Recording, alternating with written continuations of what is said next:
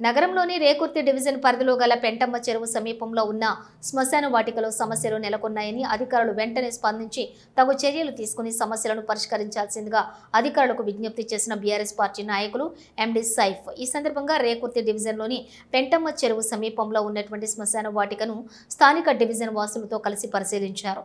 ఈ సందర్భంగా వారు మాట్లాడుతూ గత టీఆర్ఎస్ పార్టీ ప్రభుత్వ హయాంలోని శ్మశాన వాటికను ఏర్పాటు చేశారని, కానీ ప్రస్తుతం సరైన నిర్వహణ లేక స్నానాలు చేసే గదుల తలుపులు విరిగిపోయాయని, దాంతో పాటుగా మరుగుదొడ్లలోని అపరిశుభ్రత నెలకొన్నదని, చెత్త చెదారం పేరుకుపోయి నిరుపయోగంగా ఉన్నాయన్నారు. స్నానాలు చేద్దామంటే బోరు పనిచేయని పరిస్థితి నెలకొందని, ఈ సమస్యలన్నింటిపై అధికారులు సత్వరమే స్పందించి తగిన చర్యలు తీసుకొని నిరుపయోగంలో ఉన్నటువంటి శ్మశాన వాటికను ఉపయోగంలోకి తీసుకుని రావాల్సిందిగా విజ్ఞప్తి చేశారు. ఈ కార్యక్రమంలోని బీఆర్ఎస్ పార్టీ నాయకులు షరీఫ్తో పాటు పలువురు డివిజన్ వాసులు తదితరులు పాల్గొన్నారు.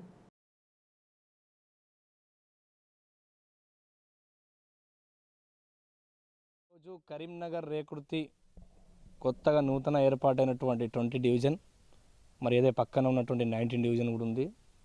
మరి ఈ రెండు గ్రామాల ప్రజలకు కానీ మన కార్పొరేషన్లో ఉన్నటువంటి ప్రజలకు కానీ మన వైకుంఠ దహనం అనేటువంటి చాలా అవసరం.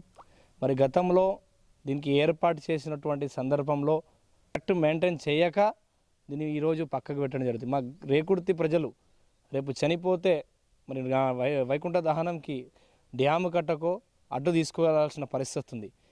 ఇక్కడ ఉన్నటువంటి ప్రజలు చాలా అంటే చాలా లో ప్రజలు ఉన్నారు. వాళ్లకు దగ్గరనే వైకుంఠ దహనం అనేటువంటి ఏర్పాటు చేసి దాన్ని పరిగణలో తీసుకొని జిల్లా కలెక్టర్ గారు, మున్సిపల్ కమిషనర్ గారు, సంబంధించిన అధికారులు అందరూ కూడా దీన్ని పరిగణలో తీసుకొని దీన్ని వెంటనే చర్యలు తీసుకోవాలి.